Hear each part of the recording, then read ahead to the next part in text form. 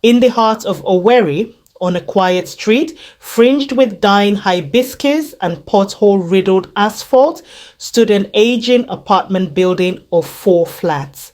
Time had peeled its paint and rusted its gates, but the structure remained firm, like a secret keeping its breath held.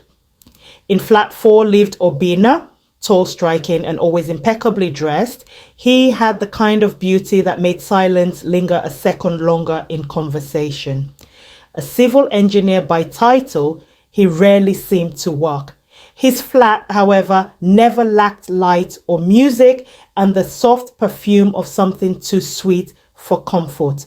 Ladies came, always in heels, always with anticipation twinkling in their eyes. Never again were they seen. The neighbors whispered, but Owerri is a town where rumors breathe and die quickly, strangled by daily hustle. All except one voice, Ngozi, the nursing mother in flat 2. Fatigue made her alert. She saw what others didn't, awake at odd hours, feeding her child. She noticed the flicker of heels entering the compound, the brief laughter outside flat 4, and then the heavy, unnatural stillness that followed. One night, as rain battered the corrugated roofs and the streetlights flickered, she heard it, a cry, not of joy or pleasure, but despair, sharp, cut off, followed by humming, a male voice, low and hypnotic, a lullaby. She pressed her baby close and tiptoed to her louvered window. Through the slats, she saw Obinna step out briefly, shirtless, skin glistening with rain, eyes unfocused, as if listening to something far away. In one hand, a crimson-stained towel. In the other, a golden bangle. He buried both in the garden behind the water tank, then smiled to no one and returned inside. The next morning, she called the police. They arrived reluctantly, hands in pockets, their skepticism obvious until they saw the garden. 27 bangles, 9 lipsticks, several phones, their screens spider-webbed and dead. And beneath the flower bed of dying lilies, a shallow grave, holding something that once had red nails and braided hair. Obinna was gone, no forced exit, no goodbye, just gone. His flat remained locked for weeks, then months. When they finally broke the door, the inside was untouched, almost wholly, every surface clean. A faint cloying perfume still hung in the air, and on the wall, scrawled in what looked like dried blood, "She who watches awakens the forgotten." Ngozi moved out that same week. Flat 4 remains unoccupied to this day. Not for lack of interest, but because anyone who stays the night hears humming just past midnight, and outside by the lilies, the earth still shifts as if something underneath is remembering how to breathe. After Ngozi fled the compound, flat 2 sat silent, no curtains, no life, just an empty crib that creaked at odd hours as if rocked by unseen hands. The remaining tenants began to leave. Quietly, no arguments, no packing trucks, they simply disappeared like dust swept under an unkind wind. 3 weeks later, a new tenant arrived. His name was Ife Anye, a postgraduate student from Unizik, doing his research on post-colonial architecture in eastern Nigeria. He wasn't one to believe in ghosts. He found the rent suspiciously low and the landlady oddly evasive, but students didn't have the luxury of questions. He chose flat 1. From day one, he noticed something strange. The corridor leading to flat 4, where Obinna once lived, stayed cold. Even in the punishing Owerri heat, a chill lingered thick and wet like morning dew. Every time Ifeanyi passed the door, his phone screen would glitch just for a second. Once it showed a woman's reflection behind him, but when he turned around, the hallway was empty.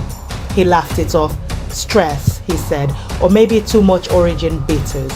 But by the 7th night, he could no longer explain away the noises. First, there were the knocks. They came softly at 3:06 a.m. Precisely. 3 knocks. Then silence, then the whispering began. barely audible, like voices trapped in soup pots boiling behind closed doors. He pressed his ear to the wall, separating flat 1 from flat 4. It was faint but unmistakable. Obugimer Anyi, it was you who did this to us. He jumped back, but there was no one. The corridor empty, the lights flickering. The next morning, he decided to dig. He remembered the lilies in the back garden where Ngozi had seen Obinna bury something. He armed himself with a hoe and shovel, and when the compound fell into its typical dead evening silence, began digging, right where the soil seemed looser than the rest. He didn't have to go far. Just under 2 feet of earth, he hit something solid, a black box, heavy, carved with symbols that didn't look Igbo, more like Nsibidi, but older, hungrier. Inside the box, he found a lock of hair braided with cowries, a diary bound in what looked like human skin, and an iron key still warm to the touch. The box hissed when he opened it. Not metaphorically, it hissed. Back in his room, heart pounding, Ifeanyi flipped open the diary. The entries were erratic, sometimes written in English, sometimes in Igbo, sometimes in a language that made his eyes water. The handwriting changed too, as if written by many hands or many minds.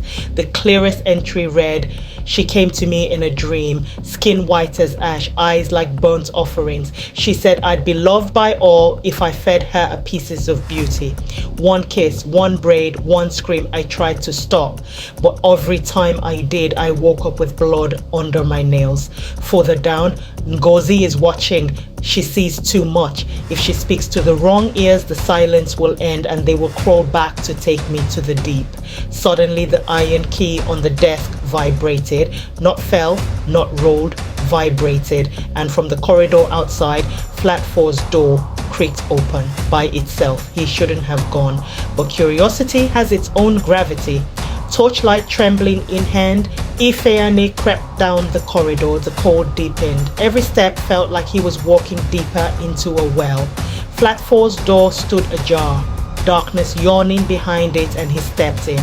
The flat was pristine, surgical.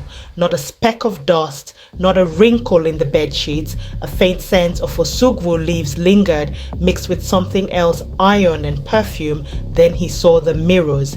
Every wall in flat 4 was covered in them, edge to edge. In the center of the sitting room stood a single armchair facing a massive mirror taller than a man, and on it, written in crimson, "Feed her or take her place." His reflection began to move without him and then smile, but he wasn't smiling. Ifeanyi's reflection grinned, a wide, unnatural thing, teeth too many, lips too thin. His body stood frozen, but in the mirror, his double raised a hand, beckoning him forward. The room grew darker, not as if the lights went off, but like the air itself was thickening, swallowing brightness. Behind him, the door to flat 4 slammed shut. He was no longer alone. From every mirror in the room, shapes began to emerge. Women, dozens of them, eyes vacant, mouths sewn shut with golden thread. They reached out from their frames, pressing against the glass, mouthing soundless pleas. One held up her fingers, 9, another followed, 10, more kept counting. He realized with horror they were the missing women, Obinna's victims. Suddenly, the largest mirror cracked down the center, and from its depths, she stepped out. She wore a red wrapper and coral beads. Her hair floated as though underwater, moving with an invisible breeze. Her skin was pale, not albino, not ghostly, bone white, as if the blood had been pulled from her long ago. Her eyes were pits, no white, no pupils, just void. And when she spoke, it wasn't sound. It was pressure, like a migraine blooming in the back of the skull. Obinna made a pact, beauty for power, one soul, one secret. But he broke the chain. He ran. Now I hunger still. Ifeanyi stumbled back, stepping on the cold iron key. In that moment, something flared in his mind. The symbol on the box. It wasn't just a seal. It was a binding. He clutched the key and the mirror spirits recoiled slightly, hissing as smoke rose from their forms.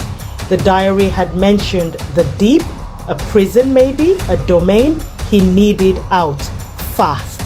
He ran into the kitchen, the only room with no mirrors. The spirit followed, slow but steady, her feet never touching the ground. She whispered in a tongue that turned the walls black and the air around her pulsed with decay. Ifeanyi grabbed the box, slamming the key into its lock. It screamed. Yes, the box itself screamed, but it opened fully this time, revealing a hidden compartment beneath the hair and the diary. A small obsidian blade, jagged and ancient. A note, hastily scrawled, "Pierce her shadow, not her flesh." He didn't understand until he saw it. The spirit hovered near the wall, and behind her, cast against the flickering light of the dying ceiling bulb, was a shadow that didn't match her movements. It smiled while she glared. It twitched while she glided. He lunged, the blade passed through the shadow, and suddenly the walls cracked. Not just the plaster, but reality itself. All the mirrors shattered at once. The women screamed, real sound this time, as if released from underwater graves. The apartment convulsed, as if trying to push Ifeanyi out. He didn't wait. Ifeanyi burst from flat 4, blood trailing from a gash on his forehead. The door slammed shut behind him, then melted, yes melted, into the wall, vanishing completely. Flat 4 was gone. In its place, a smooth stretch of concrete, as if no door ever existed. He reported what happened, but no one believed him. Even the landlady claimed this building has always had 3 flats. No one remembered Obinna, no one remembered Ngozi, not even the police who had once uncovered bodies behind the lilies. But Ifeanyi knew better. He left Owerri the next week, abandoning his research. Yet sometimes when he looks into a mirror too long, he sees her, not behind him, but inside the glass, watching, smiling, and always counting. 2 years had passed since Ifeanyi left Owerri. He now lived in Enugu, teaching part-time and pretending to forget, but the nightmares never stopped, always the same. A long corridor, a red wrapper, a whisper behind the glass. He's still feeding her, just somewhere else. He had to know. Ifeanyi began asking quietly, not online. He knew better than to alert her. He traveled by night through dusty archives and dying villages, trading bottles of schnapps for stories with the old men who still believed in forbidden pacts. In an old compound near Arochukwu, a blind Dibia finally gave him a clue. The old man touched the obsidian blade Ifeanyi had kept, his last relic from flat 4, and muttered, "That one did not die. He crossed over, but he feeds her in secret still, where no mirror can reflect." "Where?" Ifeanyi asked. "Uzo Ahu Ekwegi Ekwe, the forbidden road, the place they buried the gods they could not worship. He's there, but he is no longer a man." Ifeanyi journeyed east, through Imbanu, into a jungle path locals refused to name. There, deep in the undergrowth, he found an abandoned mission school, collapsed roofs, rotting blackboards, a chapel with no cross, just a mirror nailed upside down to the altar. He followed the humming down into the basement, past old pews and baptismal fonts stained with soot, until he found him. Obinna, still handsome, still untouched by time, but not quite human. He was kneeling before a giant mirror, whispering to it, touching the glass as if it was skin. His eyes were hollowed, like someone had scooped out the soul behind them and left the beauty intact. When he looked at Ifeanyi, he smiled with recognition and pain. "You opened the box," he said. "You ran," Ifeanyi replied. "I tried to stop feeding her, but she doesn't forgive." Obinna stood, the mirror behind him pulsing like a heartbeat. "I only fed her women who were already lost, abandoned, forgotten. I thought I was helping them find peace." "You were helping yourself," Ifeanyi growled. Obinna's face cracked then, emotion or guilt, hard to tell. He stepped forward, his hands trembling. "She's no longer satisfied. She wants reflections. She wants versions of herself. She wants to cross over. The mirror began to ripple from its depths. A hand emerged, hers, but something had changed. She looked different now, more solid, more real. Feeding on Obinna all these years had given her strength, identity. She could enter our world now, unless Ifeanyi knew what he had to do. The obsidian blade still hung from his neck, tied with red thread. He turned to Obinna. She's coming for both of us, but she wants you more. I know, Obinna whispered. Use me.